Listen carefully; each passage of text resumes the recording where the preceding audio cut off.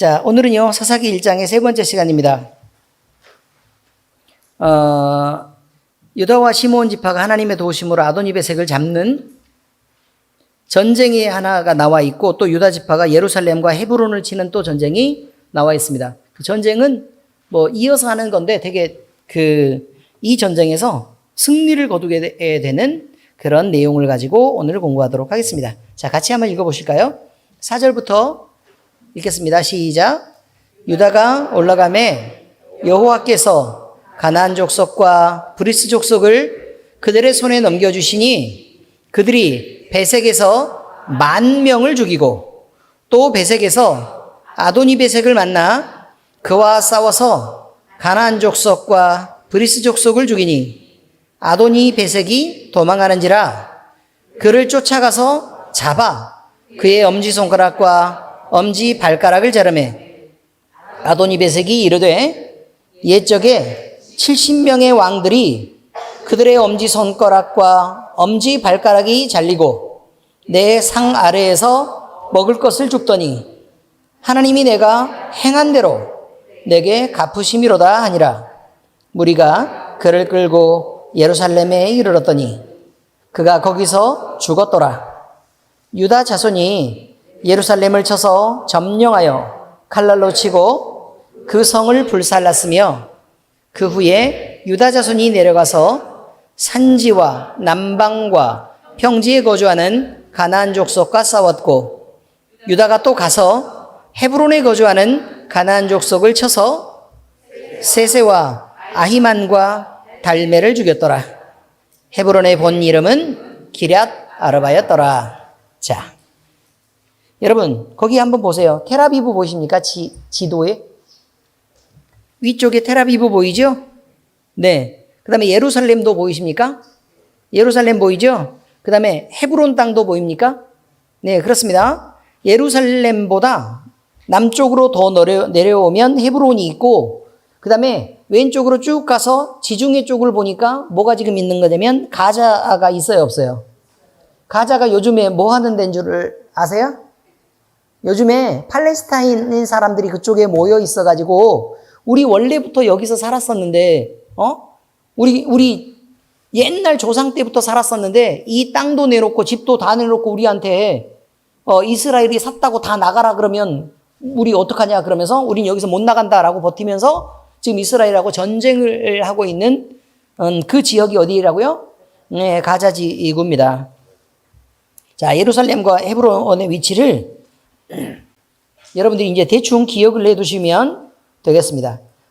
그리고 그 아래쪽에 다음 페이지예요. 보면 보세요.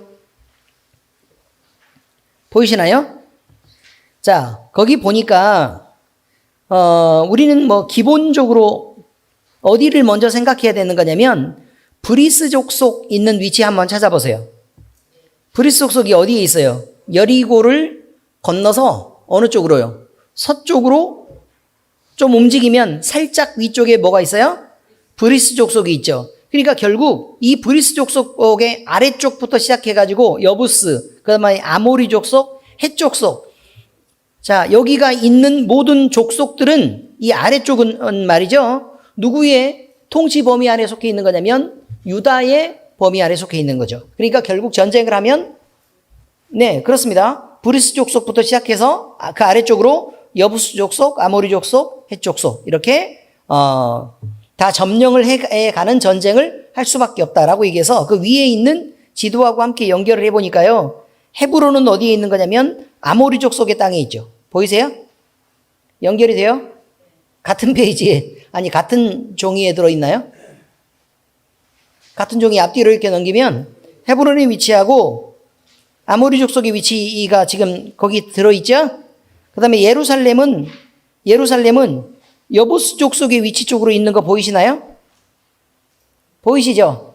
네, 그렇습니다. 그래서 우리가 이게 위치를 보면서 가나안의 원래 토착민들이 있었던 그 위치하고 그 다음에 지금 현재의 지도 위치하고 우리가 함께 이렇게 겹쳐가면서 이렇게 생각을 한번 해보면 이제 여러분들이 이해하기가 좀 쉬워질 것입니다.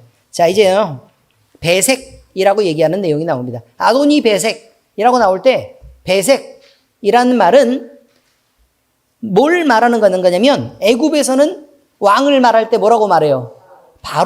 파라오라고 얘기하죠. 파라오. 그죠? 그래서 바로라고 얘기한단 말이죠. 그 다음에 블레셋은요, 뭐라고 말하냐면 아비멜렉. 들어봤어요? 안 들어봤어요?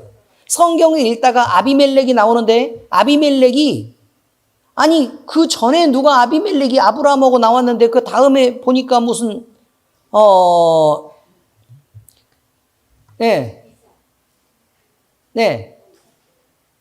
이삭과 리브가의 사건에서도 아비멜렉이 나오는데 근데 아비멜렉이 안 늙고 되게 오래 사나? 라고 생각하는 사람들이 있습니다. 근데 아비멜렉이란 말은 왕이란 칭호입니다. 아시겠어요? 네, 왕이란 칭호예요. 우리는 그냥 왕이라고 부르지만 그쪽에서는 애굽에서는 뭐라고 불렀다고요? 바로라고 불렀고 블레셋 땅의 여러 민족들은 뭐라고 불러요? 아비멜렉이라고 불렀죠. 로마에서는요, 뭐라고 부른다고요? 가이사라고 부르고, 네, 이렇게 각자의 명칭이 다른데 성경에서 말할 때, 이게 이름을 말하는지, 아니면 호칭을 말하는지는 여러분들이 생각을 한번 해봐야 되죠. 자, 그런데 배색이라고 얘기하면, 배색이라는 말도 왕을 일컫는, 공식적인 그 가나안 땅의 호칭이었다는 것입니다. 이제 이해가 잘 되시죠? 그러면 아도니 배색이라고 얘기하면 무슨 말이에요? 아도니 왕이라는 의미겠죠. 그죠? 아도니 왕. 자, 하나님은 유다하고 시므온 지파가 같이 연합해 가지고요. 정복하는 싸움을 허락하셨습니다. 그죠? 근데 하나님이 누가 먼저 올라가라 그랬어요? 그 전쟁을 할 때 너 유다가 먼저 올라가라 라고 얘기하니까 유다는 누구랑 같이 올라가기로 했어요? 예, 시므온 지파랑 같이 올라가기로 했어요. 왜냐면 유다 안쪽에 누가 들어있으니까. 시므온이 들어있으니까 그래서 우리는 남이 아니지. 그러니까 우리가 같이 전쟁하자라고 그렇게 했던 거라 그런 말이죠. 자, 그런데요. 이렇게 하나님의 명령을 따라서 올라가니까 결국 그 결과는 어떻게 다가왔다고요? 대승, 큰 승리를 하게 되었다라고 성경은 얘기하고 있습니다. 자, 이때에 브리스족의 족장이 있는데요. 그 족장이 아돈이란 말이에요. 아시겠죠? 아돈이 왕. 그래서 아도니 배색이라고 부르는 사람이었다. 그런데 이 사람이 전쟁에서 얼마나 많은 군대가 있었으면 그 가나안에서요. 가나안 정복 전쟁을 다 했다고 얘기했는데 아도니 배색이 모아서 지금 전쟁을 하고 있는데 이스라엘 백성이 한 번에 죽인 사람만 몇 명이라고 거기 나와 있어요. 뭐예요? 10여 명? 몇 명이라고 나와요? 10,000명이라고 나오죠. 그 10,000명이라고 나와요? 안 나와요? 10,000명이라고 나오죠? 그러니까 얼마나 큰 전쟁이고 얼마나 큰 전투였는지 알 수 있다 이 말이에요. 그럼 다시 돌아가서 유다가 이제 전쟁을 하려고 했을 때 왜 형제들에게 도움을 요청했을까요? 이렇게 큰 군대가 있었기 때문에 그렇다. 그리고 아도니 배색이 평소에 행동했던 것을 한번 보기로 하자 이 말이죠. 평소에 행동을 했던 거 보니까 그 성격이 어떤 것처럼 보여요. 잔인하고 교만한 사람이죠. 잔인하고 교만한 사람이죠. 왜냐하면 그건 스스로 고백할 때도 그게 나오죠. 자, 그게 어디 나와요? 어디 나온다고요? 네, 7절에 그렇게 나오죠. 아도니 배색이 이르되 내가 옛날에 70명의 왕들을 붙잡았어. 전쟁을 해가지고 왕을 70명이나 붙잡았다 이 말이에요. 그러니까 그 70명의 왕이 되려고 하면 기본적으로 동네만 다스리는 사람을 왕이라고 얘기하지는 않잖아요. 그죠? 그러니까 이 왕들이 제법 넓은 땅을 다스리는 사람이 있었을 텐데 그런데 그 인원을 몇 명이나 잡았다고요? 70명이나 붙잡았으니까 얼마나 넓은 땅을 정복했냐 이거죠. 자, 그래서 그 넓은 땅을 딱 정복해가지고 왕들의 70명을 다 한꺼번에 모았어요. 어디에 모았냐면 잔치에 모았어요. 잔치에. 그리고 나서 뭘 했냐면 엄지손가락 2개하고 엄지발가락 2개를 끊어버렸어요. 그럼 여러분 어떤 물건을 잡으려고 그러면 뭐가 있어야 돼요?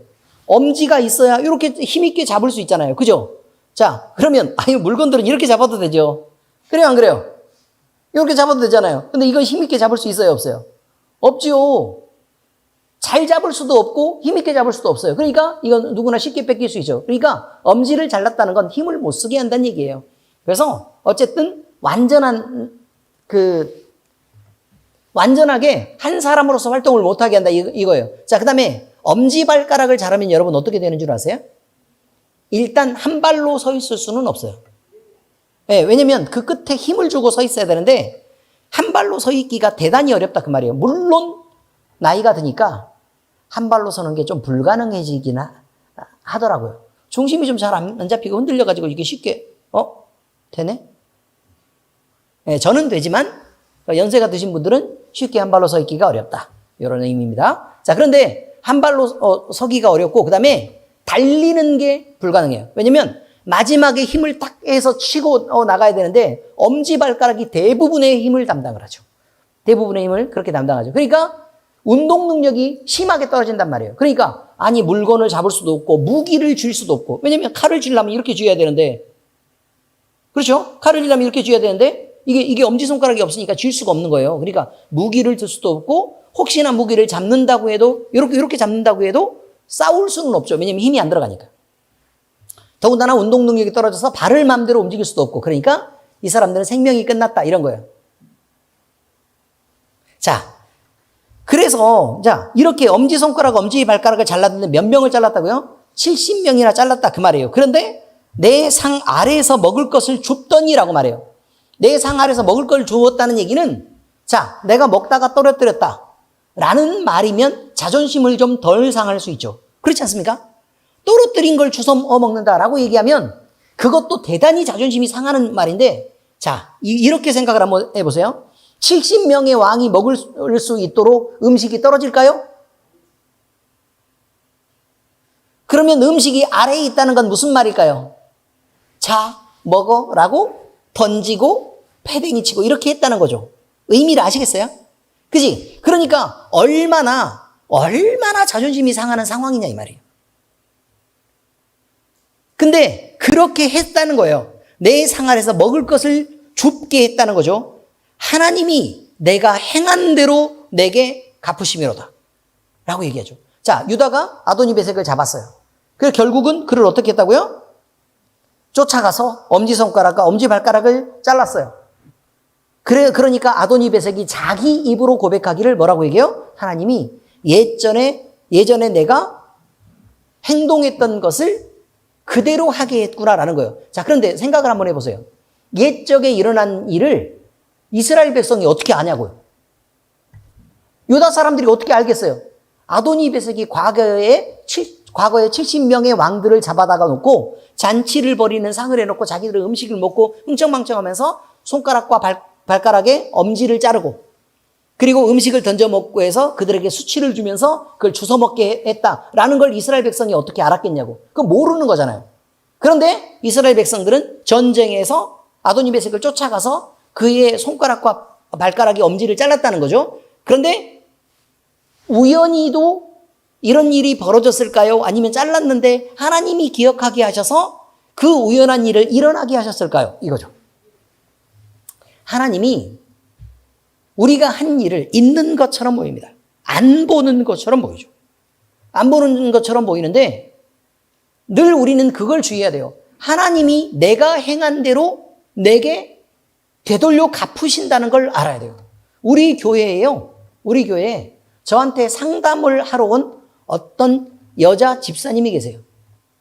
여자 집사님이 계시는데 하나님이 기도로 응답하기를 뭐라고 얘기하냐면 너는 왜 나를 고객님 대하듯 하느냐 라고 얘기했다고요. 무슨 말이냐면 대단히 친절한 표현을 써서 엄청 고객님 어서 오세요 라고 얘기하고 인사도 하고 그렇게 하지만 마음을 내어주지 않고 상당한 거리를 두고 하나님을 진심으로 사랑하지 않는다는 거예요. 그래서 뭐라고 얘기를 하냐면 네가 나를 진짜 사랑하지 않으면 네가 사랑하는 사람에게 네가 사랑받지 못하게 하겠다. 네가 아끼는 그 모든 것들에 대해서 나는 그 사람들이 너에게 네가 나에게 했던 것처럼 고객님 대하듯이 그렇게 하겠다. 근데 그게 기도의 응답이 신비롭게 그렇게 된 게 아니에요. 여러분 성경 안에 끊임없이 나와 있는 그 내용이 내 입장하고 정확하게 맞아떨어져서 그렇게 고객님 대하듯이라는 표현을 쓴 거지 성경 안에서는 모두 다 끊임없이 뭐라고 얘기해요? 나를 사랑하는 자들이 나의 사랑을 입으며 나를 간절히 찾는 자가 나를 만날 것이라 라고 얘기해요. 여러분, 우리가 교회를 다니는데 물론 목사님이 성령 안에서 기도하고 뭐 여러 가지 은사로서 능력이 있을 수 있어요. 그런데 문제는 뭐냐면 목사님을 통해서 어떤 기적이 일어나기를 여러분들이 기대하고 바라서는 안 돼요. 이게 굉장히 중요한 거예요, 지금. 뭘 바라야 되는 거냐면 내가 하나님을 꼭 찾고 만나야 되겠다라고 생각하셔야 된다고. 그 내가 만나야지. 내가 하나님을 만나서 내 안의 기적은 나와 하나님 사이의 일이 되어야 되는 거예요. 엄청 중요한 거예요. 그렇다고 목사님을 뭐 대충 이렇게 대하고 이렇게 밖으로 이렇게 꺼내놓고 자기만 이렇게 하나님과 친하니까 목사님 저리 좀 가 계세요. 이런 얘기를 하라는 얘기가 아니라 그 안에서 목사님의 역할도 대단히 중요하긴 하지만 여러분 그렇게 기대서 가는 것은 신앙이 아니라고 얘기하는 거예요. 하나님이 진짜 원하는 신앙은 뭐예요? 내가 하나님을 사랑하게 되는 것. 내가 하나님을 간절히 찾아서 그 하나님이 내게 응답해서 내가 하나님을 만나게 되는 것. 그래서 내 삶에 기적이 베풀어지고 내 삶에 놀라운 일들이 날마다 일어나서 감사의 일들이 벌어지고 그래서 내 삶의 그 기적들 때문에 내가 치유되고 내 기업이 회복이 되고 내 남편과 아내가 함께 자녀랑 함께 우리 온 가정이 예수님을 믿게 되고 자녀도 잘 되고 기업도 잘 되고 그래서 나도 잘 되는 그 행복한 축복들이 나에게 직접 오는 것을 내가 경험해서 하나님 앞에 내가 감사할 줄 알아야 그래야 하나님이 그 기대하시는 그 기적들이 아닌가라는 것입니다. 이해하셨습니까? 목사님은 여러 번 계속 얘기하지만 어떤 역할을 하는 거라고요? 말씀을 전하고 가르치는 역할이에요. 말씀을 전하고 가르치는 역할. 원래 그 일을 하게 돼 있어요. 목사님의 원래 하는 일이 용접이 아니에요, 여러분. 장로님들의 원래 하는 일이 데크 까는 게 아니라고요. 아시겠습니까? 원래 하는 일, 목사님의 원래 하는 일은 무슨 건물을 짓고 공구리를 치고 수도 파이프를 이런 게 아니란 말이에요. 전기 공사를 하고. 그런 일을 원래 하는 거는 그냥 그 직업을 가지신 분들이 원래 하는 거예요. 근데 원래 목사님이 하는 건 뭐 하는 거라고요? 말씀을 전하는 거예요. 말씀을 전하는 거. 근데 말씀을 전하고 기도하는 일에 전심을 다하도록 이라고 돼 있어요. 성경에 그렇게 돼 있어요. 말씀을 전하고 기도하는 일에 전심을 다하도록 그렇게 성도들이 목사님을 그쪽으로 빼고 그 다음에 나머지의 일은 다 뭐를 해야 돼요? 우리 장로님들을 중심으로 해서 재정을 본다든지 교회 살림을 한다든지 청소를 한다든지 어디를 고친다든지 페인트를 칠하고 수리를 한다든지 성도들을 살피고 서로 사랑하고 아끼며 서로 나눔을 하고 교제를 하고 이런 모든 것들이 다 누구를 통해서 이루어지는 거냐면 우리 장로님들을 중심으로 성도들이 해야 되는 일이에요. 목사님은 뭘 하는 거라고요? 말씀을 전하고 그 다음에 하나님과 가까워지도록 기도의 전심을 다할 수 있도록 그렇게 해야 된다는 거예요. 그럼 여러분은 기도해야 돼요? 말아야 돼요? 성경 말씀에 항상 기뻐하라 그 다음에요 쉬지 말고 기도하라 범사에 감사하라 라고 되어 있어요. 그래서 늘 기도도 여러분도 해야 되지만 근데 목사님이 해야 되는 기도와 여러분들이 해야 되는 기도는 조금 사뭇 달라요. 여러분들은 기도가 하나님과의 화평을 위해서 기도하는 것. 이게 첫 번째예요. 하나님과의 화평을 위해서 기도해야 되는 거 첫 번째. 그래서 나는 하나님으로부터 절대 멀어지지 않을래요. 라고 얘기를 한단 말이에요. 우리 오늘 잠깐 이야기를 나누는 중에 조씨 집안이 있어요. 우리 교회에. 근데 큰 귀염둥이와 작은 귀염둥이가 허영희 집사님하고 같이 살아요. 근데 이 두 명의 귀염둥이는 둘 다 애정결핍이 있답니다. 그래서 늘 허영희 집사님한테 너무 매달리고 막 이렇게 해서 사랑을 구하고 있답니다. 애정결핍처럼. 그래서 도대체 이 문제를 어떻게 해결하면 될까요? 라고 얘기해서 제가 너무너무 새롭고 반짝이는 내용을 제가 얘기를 해드렸습니다. 우리 주님을 사랑하시면 됩니다. 진짜 깜짝 놀랄 만한 생전 처음 듣는 이야기죠, 여러분. 그래서 그렇게 안 하고 지금 기다리고 계시는 거잖아요. 그렇지 않습니까? 하나님을 전심으로 사랑하시면 돼요.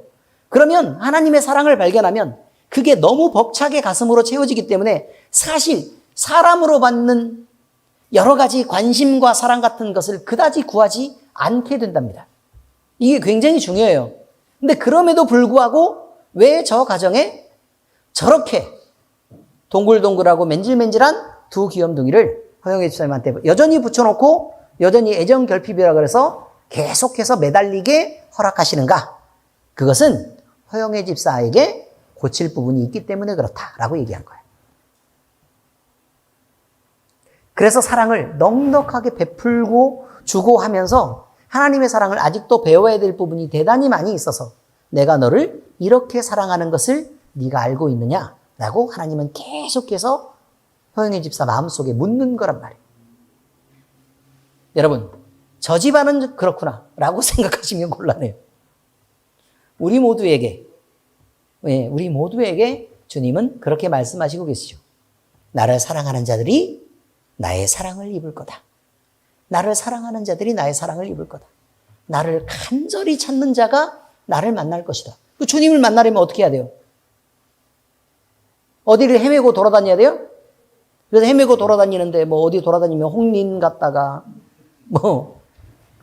어디죠?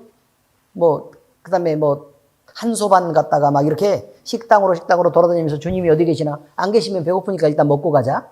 이렇게 하시는 것은 입장 곤란한 거예요.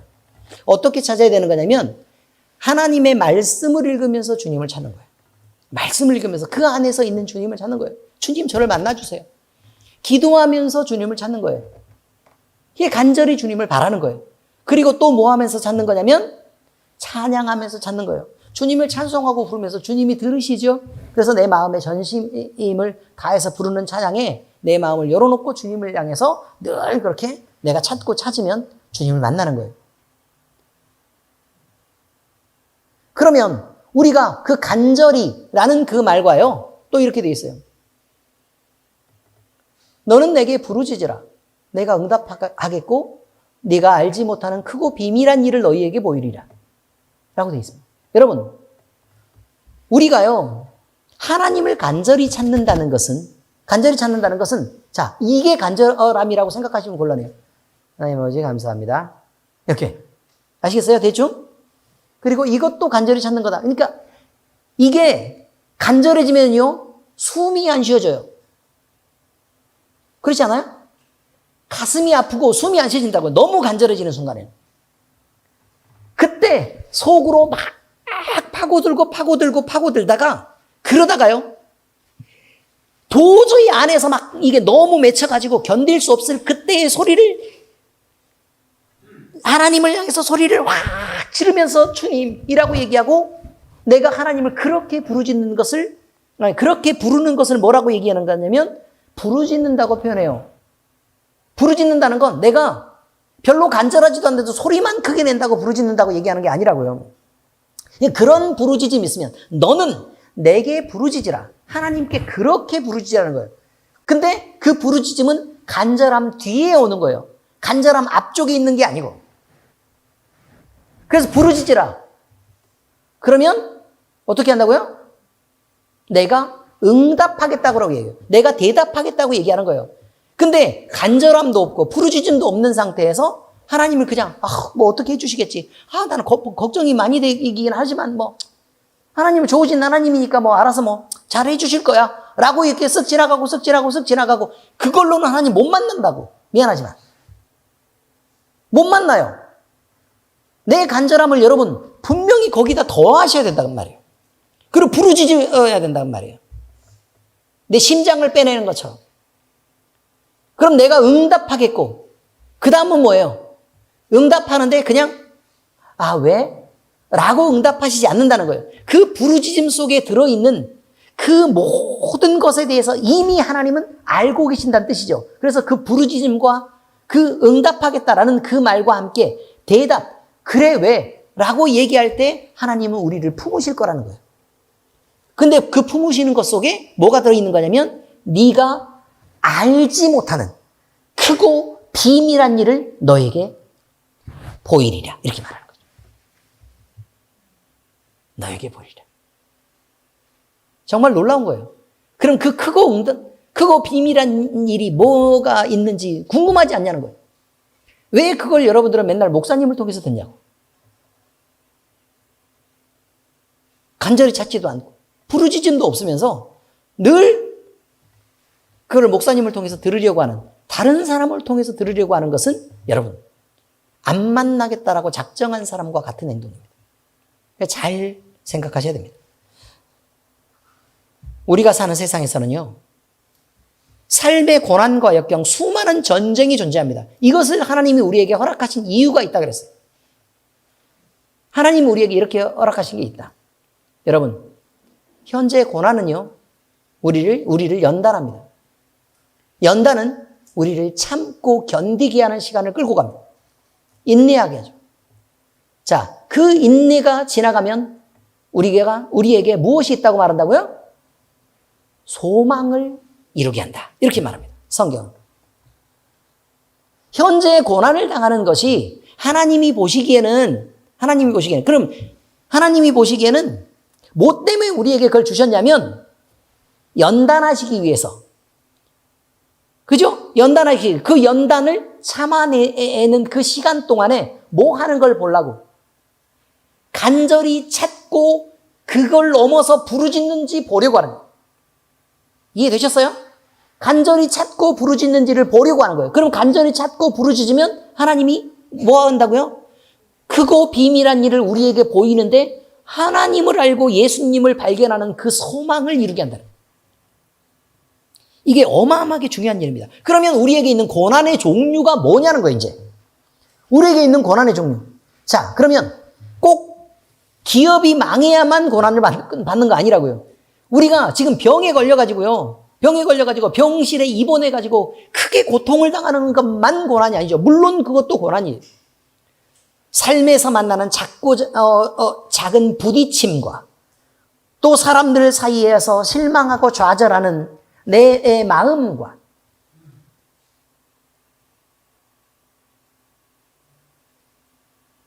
그리고 아주 사소하게 일어난 그런 모든 갈등들, 그 다음에요, 내 자식에게 오는 감기, 구내염, 뭐 이런 것들, 별것이 아닌 것 같지만 이런 모든 것들이 다 고난이란 말입니다. 내 사랑하는 아내와 별것도 아닌 일로 다투게 되고 그것 때문에 서로 사랑하는데도 불구하고 서로가 참아내는 시간을 보내야 되는 이런 것, 이거 고난이라고요. 서로 마음껏 사랑해도 되는데 왜 쓸데없이 서로 참아야 되고 견뎌야 되는 시간을 보내시냐고. 어제 사모님이 건강검진을 받았습니다. 위장에 큰 혹이 발견됐습니다. 그래가지고 어제 수술해서 띄어냈습니다. 무려 0.3mm입니다. 왜 웃으세요? 남일이라고 지금 그렇게 웃음이 나오세요, 지금? 0.3mm. 보이도 않습니다. 어떻게 찾아내는지 알 수가 없어요. 고난입니다, 여러분. 그것을 통해서 하나님의 선하심을 보인다니까요. 어쩌면 이렇게 미리 발견해서 띄어내게 하셨는가. 조직검사 들어갔습니다. 조직검사. 왠지 나에게 마음대로 성질을 부릴 때요. 아, 이 여자가 혹시 조직을 갖고 있는 건 아닌가 라고 생각을 했는데 역시 조직검사에 들어갔습니다.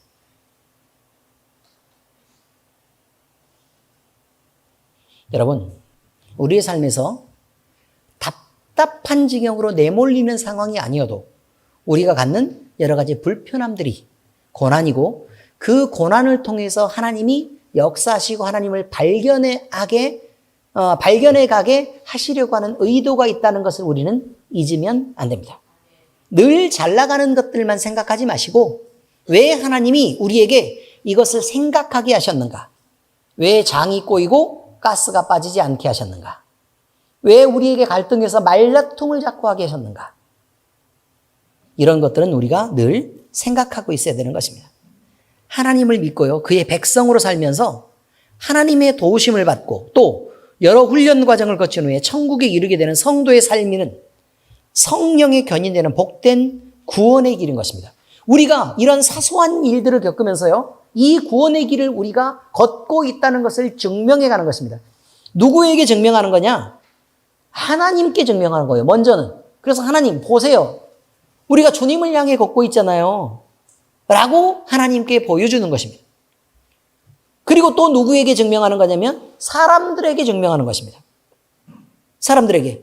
자, 나에게 이런 사소하고 작은 고난들이 있는 것을 여러분들 다 보시죠? 그러나 내가 예수님을 믿고 그리스도인으로 살 때 하나님의 어떤 보호하심을 입고 어떤 기적이 나를 감싸며 그래서 어떤 행복한 결과가 만들어지는지 보세요. 그리고 그 회복을 다들 보시라고요. 라고 믿는 사람과 믿지 않는 사람들에게 증명하는 것입니다. 또 누구에게 보여주려고 하는 것이냐? 마귀 사탄에게 보여주는 것입니다. 마귀 사탄이 우리를 막 잡아먹으려고 막 덤비고 막 짓누르고 이렇게 하는데 마귀 사탄에게 자, 봐. 내가 누군지를 보라고. 나는 하나님의 당당한 자녀란 말이야. 그러니까 네 소유가 아니야. 나를 봐. 네가 만져도 되는지, 네가 만지면 안 되는 대상인지를 똑바로 봐. 내가 누구인지를 봐. 네가 시험하고 나를 넘어뜨리려고 하면 내가 넘어지는지 아니면 당당하게 이기고 내가 그리스도인이고 하나님의 자녀인 것을 증명해내는지를 보란 말이야. 라고 얘기하는 거예요. 대단히 중요한 일입니다. 그런데 우리는 이 세 대상에 대해서 우리가 사는 삶의 여러 가지 모양으로 이것을 증명해가고 있는 것을 우리는 잘 모르고 지나갈 때가 너무 많다는 거예요. 그러면 안 된다고 얘기하는 거예요. 하나님이 함께 하시는 전쟁은 반드시 승리하게 되어 있습니다. 질 수가 없습니다. 하나님이 같이 가시고 하나님이 허락하시고 하나님이 앞서서 전쟁을 하시는데 사람이 덤벼가지고 그 하나님을 이긴다고 있을 수도 없는 일입니다. 그러니 무조건 이기는 거죠. 그러니 우리가 가진 승리도 너무 당연한 것이다라는 것을 늘 기억하시기 바랍니다. 자, 그런데요. 그러면 예수님을 믿지 않는 사람들은 어떻게 살아야 될 것이냐? 자기가 가진 고난과 그 어려움에 대해서 어쩔 수 없이 스스로의 힘으로 버틸 수밖에 없고 좌절할 수밖에 없습니다. 누가 봐도 망하는 길을 갈 수밖에 없습니다. 스스로 자랑하는 어떤 때가 있을 것입니다. 아도니베색처럼요. 그래서 남들에게 강포를 행하고 남들에게 악한 행동들을 하면서 자기를 과시하는 때가 분명히 있을 것입니다. 자기 스스로를 자랑 삼고 남들을 짓누르고 못살게 굴 때가 있을 것입니다. 그러나 그것이 영원하지 않다는 거예요. 하나님이 그가 행하는 행동을 그대로를 보고 기억하셨다가 그가 행한 그대로 다시 보응받게 하시는 것. 이게 하나님의 공이라는 것입니다. 우리는 어떻게 해요? 우리가 행한 모든 것들을 다 그대로 받아야 돼요? 사실은 그렇지 않습니다. 사실은 그렇지 않습니다. 왜냐면요, 우리 예수님이 우리가 당할 여러 가지, 받아야 될 여러 가지 죄의 분량에 대해서 미리 치우신 값이 있기 때문에 그렇습니다. 그래서 우리는 죄를 지어도 사실은 미리 받기로 이미 예정되어 있는 사람들입니다. 자, 참고로 이런 얘기를 왜 자녀라고 쓰는지에 대해서 이해를 해야 된다는 거예요. 자, 잘 들으세요. 예를 들어 우리 제이가 잘못할 수 있습니다. 뭐 도대체 잘못하지 않는 애입니다. 예쁘고 공부도 잘하고 유연합니다. 피아노도 잘 치고 여러 가지 재능이 대단하죠. 자, 그런데 제이가 어쩌다가 잘못할 수 있지 않겠습니까? 그래서 엄마와 갈등이 생겼습니다. 그래서 엄마는 화가 나서 신경질이 나가지고 야 이제이라고 성부터 부르기 시작합니다. 원래 제이야라고 불러야 되는데 야 이제이라고 부르면 기분이 별로 안 좋다는 것입니다. 대충 이해가 되셨죠? 야 이제이라고 부르면서 너 양치했어?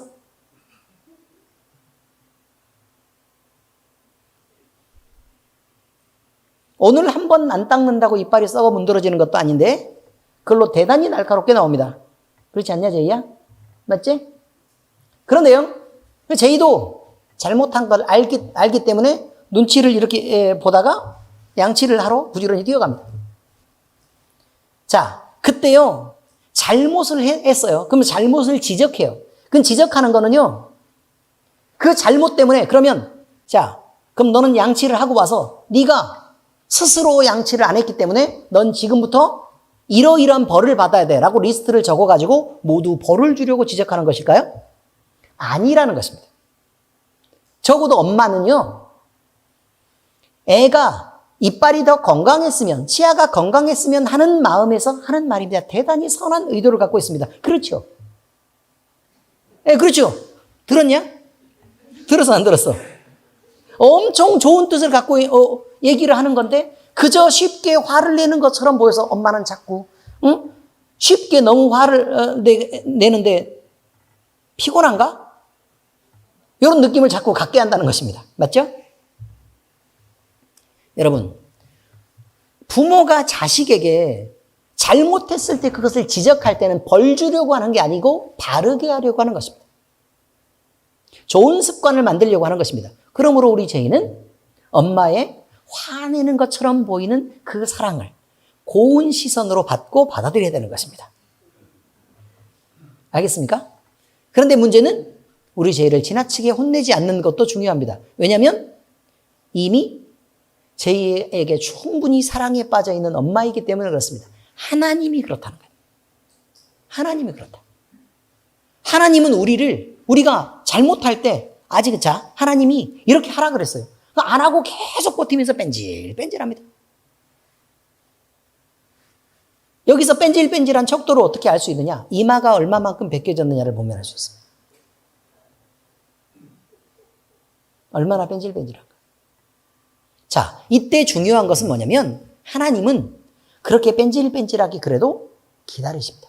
왜요? 아버지이기 때문에 그렇습니다. 아버지이기 때문에. 그게 옳아서 용서하고 있는 게 아닙니다. 아버지라 그렇습니다. 그리고 혼냅니다. 혼내도 그만큼 혼내지는 않습니다. 왜요? 아버지니까 애가 마음에 상심하고 다칠까 봐. 그리고 눈치를 봅니다. 왜요? 아버지니까요. 그리고 애가 잘못될 때까지 두들겨 패지 않습니다. 왜요? 아버지라요. 그리고 조금 혼내죠? 그럼 더 좋은 것으로 보상합니다. 왜요? 아버지여서. 우리는 그 아버지 하나님을 섬기고 있다는 것입니다. 그러므로 우리가 어떤 상황에서 누구를 만나서 섬기느냐라는 것은 대단히 중요한데 우리가 하나님과의 만남은 이렇게 대단한 놀라운 기적들을 우리가 늘 체험할 수 있도록 하나님이 그런 관계 속에서 우리를 만나고 있다는 사실이 엄청 중요하다는 것. 이것을 우리는 잊지 말아야 된다는 것입니다.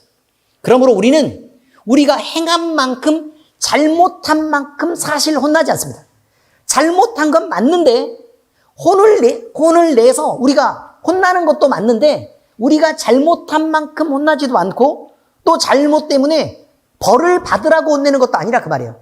그것은 바르게 하려고 하나님이 혼내는 어떤 과정들 속에 있는 것이라는 것입니다.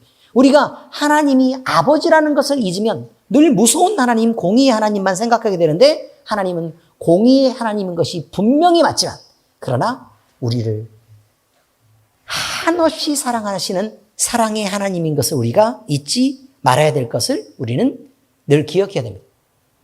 그 사랑의 가장 큰 증거가 무엇이냐? 예수님을 우리에게 보내신 것입니다.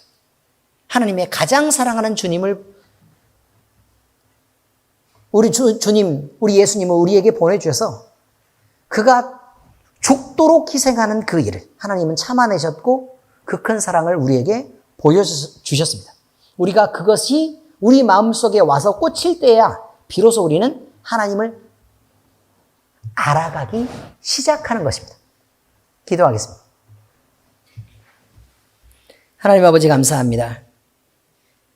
죄를 범하면 의의 심판이 있는 줄로 압니다. 그러나 아버지 하나님, 믿지 않는 사람들이 하나님과 무관하게 살다가 죄의 심판대에 오르는 것과 우리가 하나님의 자녀로서 우리가 잘못한 것들을 늘 주님이 보시지만 하나님이 우리를 혼내고 또 때로 우리에게 고난을 허락하시고 또 우리가 잘못한 것에 대해서 지적하시는 말씀을 듣게 하시는 그 과정을 통해 자녀를 바르게 키우려는 사랑의 하나님이 우리에게 베푸신 그 은혜와 은덕을 늘 우리는 기억하게 됩니다. 아버지 하나님, 우리를 만나 주시옵소서. 우리 마음속에 주님을 향한 소망이 가득하게 하시고 때로 우리에게 고난이 있어도 그것을 잘 참아내게 하시며 참아내는 과정 속에 주님을 향한 간절함과 부르짖음이 있고 또 그것을 인내하게 하시며 온전히 인내함으로 인해 우리에게 우리 주님을 알아가고 또 주님과 함께하는 세상에 대한 소망을 이루어갈 수 있도록 우리 하나님께서 우리의 마음을 성령으로 충만하게 채우시옵소서. 우리가 우리 주님을 온전히 사랑할 때 우리의 주의 사랑을 받는 것을 압니다. 아버지 하나님 주님을 사랑하게 하시옵소서. 우리가 간절히 주님을 찾을 때 또 부르짖을 때 주님이 우리에게 응답하시고 우리를 만나주시는 것을 압니다. 아버지 하나님 우리에게 하늘의 크고 비밀한 일을 보이시며 우리가 온전히 주의 자녀, 온전히 그리스도인으로 살아가게 하시옵소서. 그래서 우리에게 주님이 자랑이 되고 또 주님에게 우리가 자랑되게 하옵소서. 살아계신 우리 주 예수 그리스도의 이름으로 감사하며 기도합니다. 아멘.